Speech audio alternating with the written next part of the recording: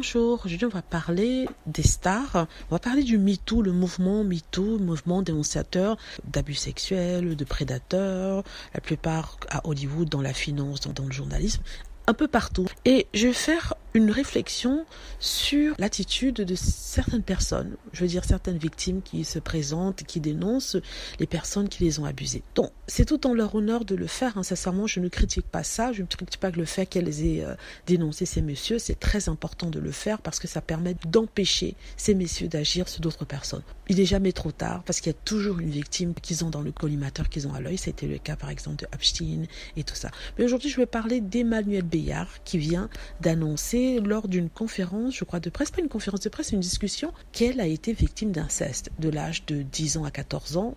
Elle a été victime d'inceste. On ne dit pas plus. Elle ne dénonce pas non plus la personne, elle ne donne pas le nom de la personne parce que ce n'est pas dans sa démarche, c'est ce qu'elle dit. Et là, ça me gêne énormément parce que ce n'est pas la seule d'ailleurs, il y a d'autres stars qui sont passées dire qu'elles avaient été victimes de ceci et de cela et n'ont pas donné le nom de la personne qui l'a fait parce que c'était il y a longtemps, parce que voilà. Mais ce que je me pose comme question, c'est Emmanuel Béard et les autres personnes qui disent avoir eu cette expérience-là pensent que les personnes qui leur ont fait ça se sont arrêtées mystérieusement après elles. Or, des études montrent que ces messieurs ne s'arrêtent pas, ils passent juste à une autre victime. Donc le fait de ne pas le dénoncer publiquement, c'est lui permettre de continuer à perpétrer ce qu'il a fait sur elle, sur d'autres personnes, sur d'autres victimes.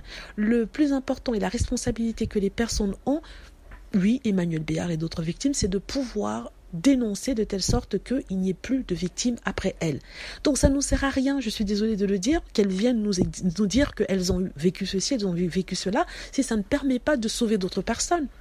Pourquoi doit-on le savoir si ensuite il n'y a rien qui se passe? Oui, on a été abusé et qu'on va pleurer sur ça, on va se sentir mal pour elle. Je suis désolée d'être aussi dure parce que vraiment, je sais pas, c'est un truc qui m'exaspère d'entendre ces personnes dire, quand je dis ces personnes, c'est sans méchanceté, hein, dire oui, j'ai vécu ceci, mais non, je vais pas donner le nom de la personne qui m'a abusée. Mais quand j'entends ça, je me dis, mais est-ce que vous pensez aux autres personnes qui viennent après vous, aux autres personnes qui ont été victimes ou qui seront victimes de cette personne-là? C'est pas parce qu'il vous a pu faire ça qu'il s'est arrêté. Et le fait de pouvoir venir et dire, voilà, il m'est arrivé ça, voici le nom de la personne qui m'a fait ça, et de poursuivre ces personnes par une voie juridique, c'est très important parce que ça va m'empêcher de faire ça aux autres femmes derrière. Peut-être que j'ai tort de m'indigner face à ce genre de décision qu'elles ont prise, hein, mais sincèrement, ça n'avance à rien de venir dire que oui, j'ai été violée et s'arrêter là. À la rigueur, on peut même ne pas le savoir. Alors, je suis dure parce que je suis outrée, parce que après elle, il y a eu d'autres victimes, il y a eu d'autres personnes.